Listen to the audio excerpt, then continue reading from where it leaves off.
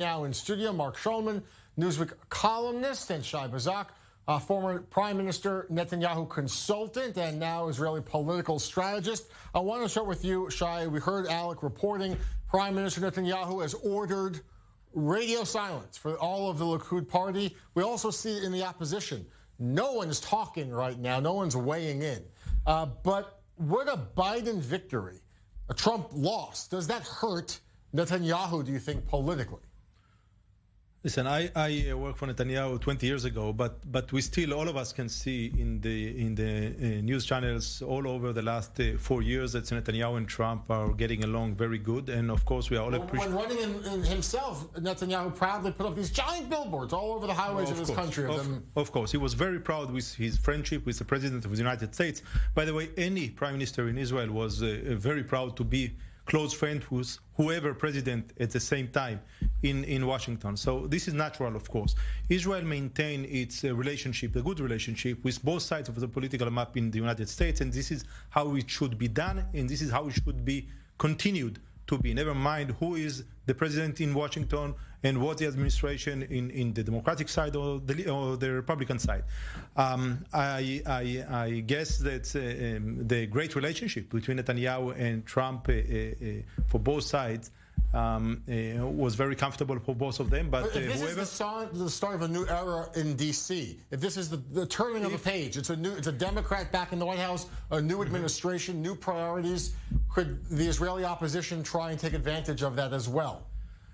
So the government in Israel, of course, will go along with whoever president, and we know that Joe Biden is a close friend of Israel for many, many years. So I wouldn't worry about it, and the governments and the administration will have to work together. There are common interests and common values. The opposition in Israel traditionally stand with the government of Israel in all relations toward the United States and in foreign relationship in general. I don't think there is any conflict there. We are talking about inner issues, of course. There are huge division, but not within regards to our relationship with America. What do you think, Mark?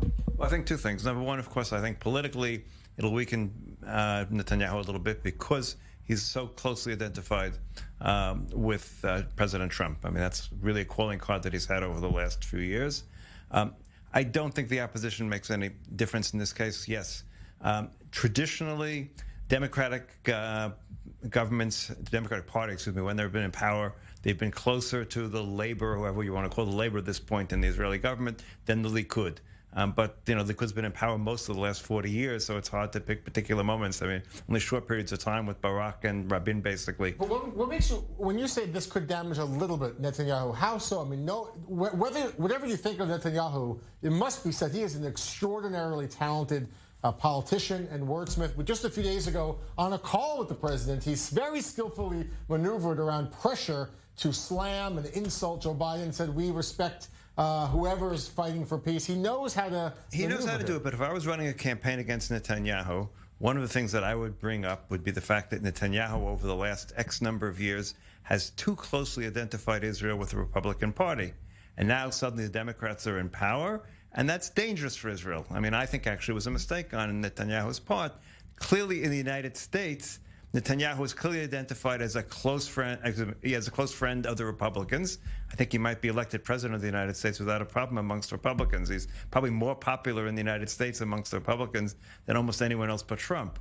So the reality is, you know, that works to his advantage sometimes. But now with the Democrats in power, you could say leverage and say, wait a second, you've been making a mistake these last few years. You've identified us too much with the Republicans, and that will hurt Israel in the long term.